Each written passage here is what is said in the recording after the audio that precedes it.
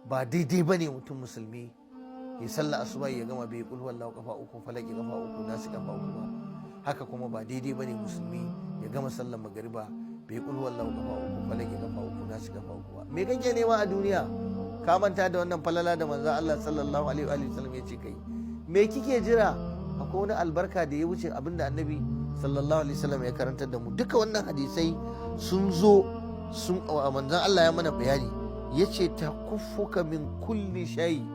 Wadannan kul wallahu kafa uku, falaki kafa uku, nasi kafa uku ya ishe ka komai. Allahu akbar. Annabi yace za su kare ka daga komai. Ta kuffuka min kulli shay'in, tare da azkarus sabah wal masa.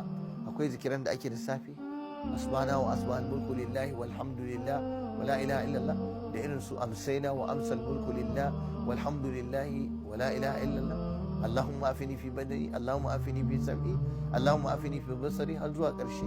Wani ana yi da safe, ana kuma yi da yamma. Sauran salloli fa, duk salloli biyar gaba ɗaya ana son mutum musulmi idan ya idar da sallah guda biyar ɗin nan to ya karanta qul huwallahu, falaki, nasi, kamar yadda ya zo a hadisin Uqbatu ibnu Amir, Allah ya yarda da shi. Wannan kuma marra sauran salloli. Azhar za ka yi qul huwallahu ɗaya, falaki ɗaya, nasi ɗaya. La'asar qul huwallahu ɗaya, falaki ɗaya, nasi ɗaya.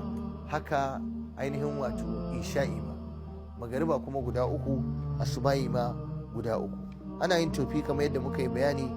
Da yawa za ga mutane suna kukan ba su da lafiya, ciwon kaza ya dame ni, wallahi na sha magani, ni ban samu warkewa ba, ni abu kaza ya dame ni, ina cikin larura. Ga qul huwallahu, ga falaki, ga nasi.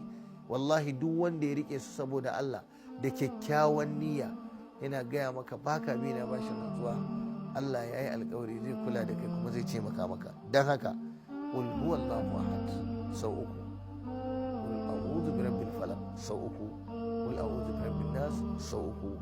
Allah ya mana afuwa, Allah ya